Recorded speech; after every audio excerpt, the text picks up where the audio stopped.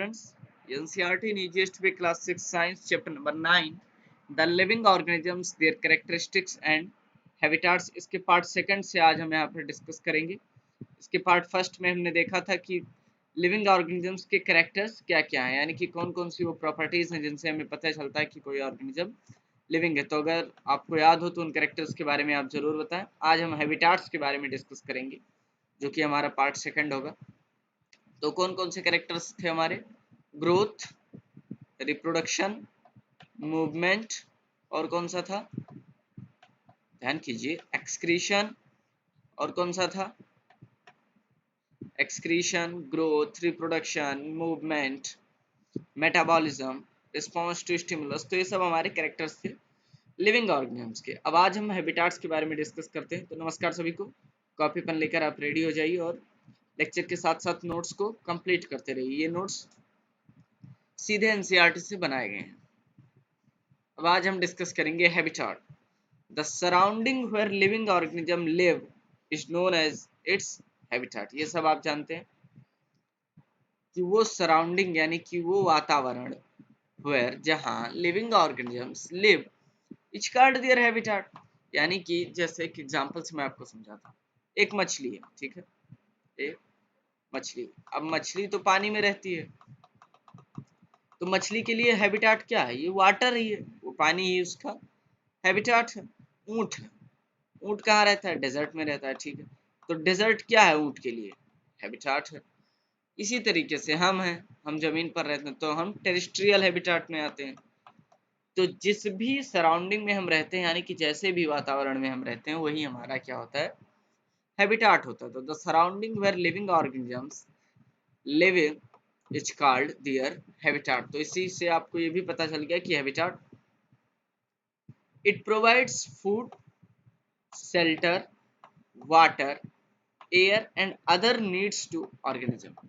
ये जो हमारा हैबिटाट होता है, यानी कि जो हमारी सराउंडिंग होती है, जैसे मछली के लिए वाटर है, हमारे लिए सॉयल है, या जो भी है, टेरेस्ट्रियल हैबिटाट्स हैं, एक्वेटिक हैबिटाट्स हैं, तो हमें क्या क्या प्रोवाइड करते हैं? फूड प्रोवाइड करते हैं। जैसे मछली जल में है तो आप समझेंगे कि उसको फूड कैसे वाटर प्रोवाइड करता है? बिल्कुल प्रोवाइड करता है।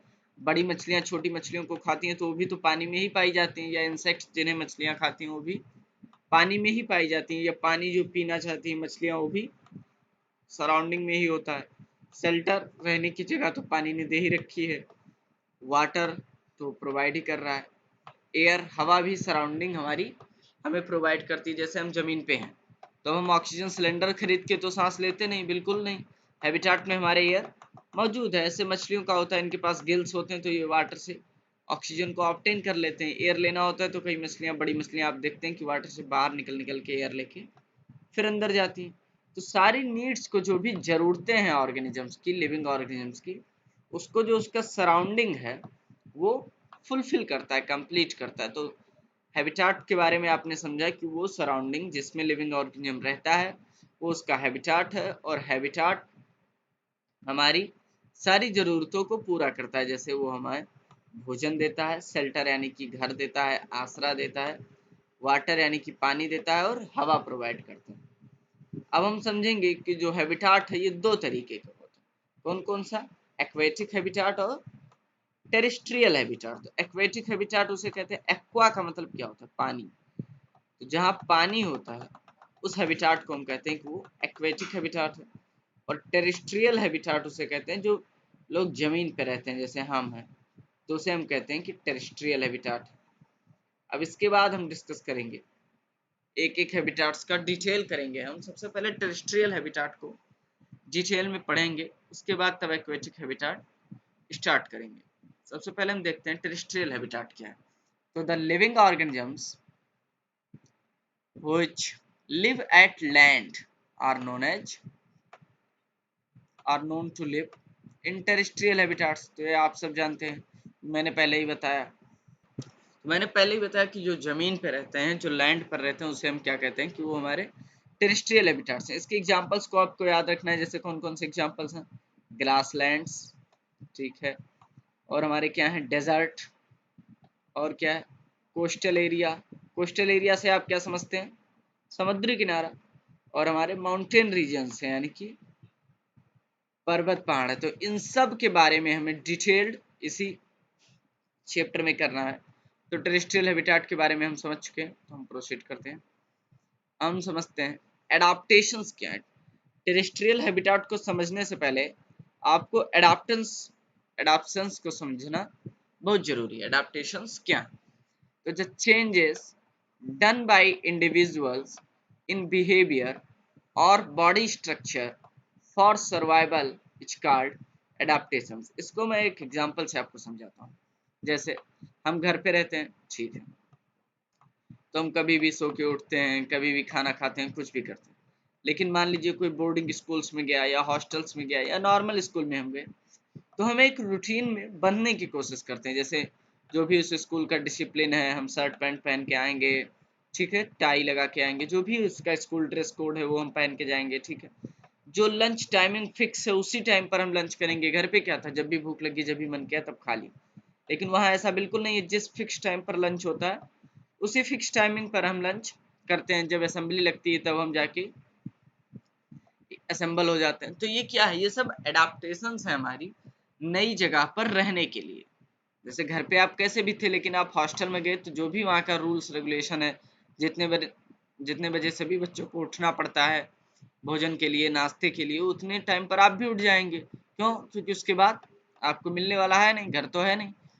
तो सर्वाइवल के लिए जो भी चेंजेस हम ला के आते हैं, यानी कि जो भी बदलाव लाते हैं अपने बिहेवियर में, उससे हम कहते हैं एडाप्टेशंस।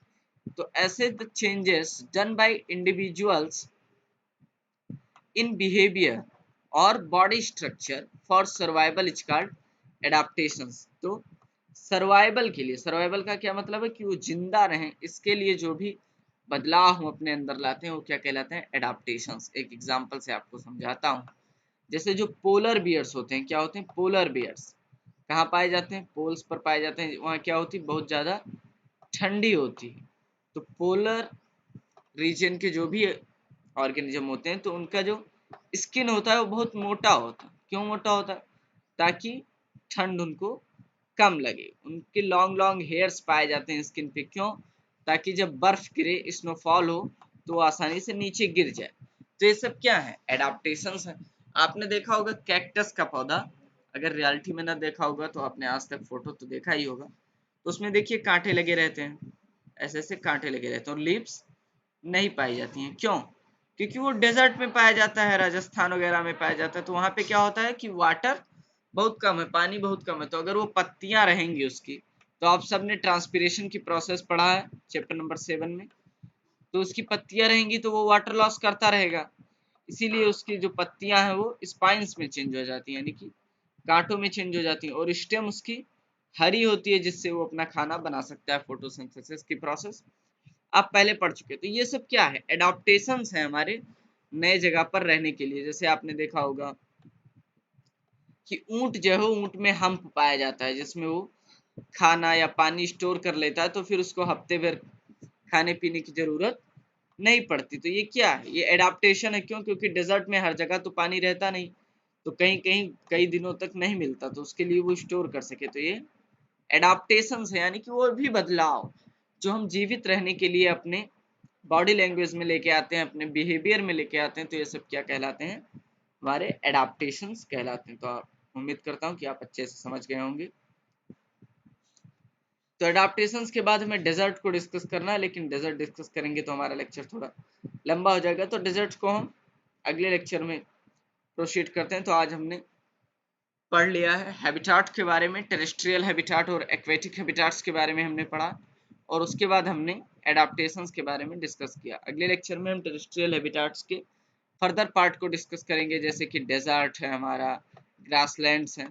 तब तक आप एनसीईआरटी को रीड करते रहें, लेक्चर से नोट्स को कंप्लीट कर लें।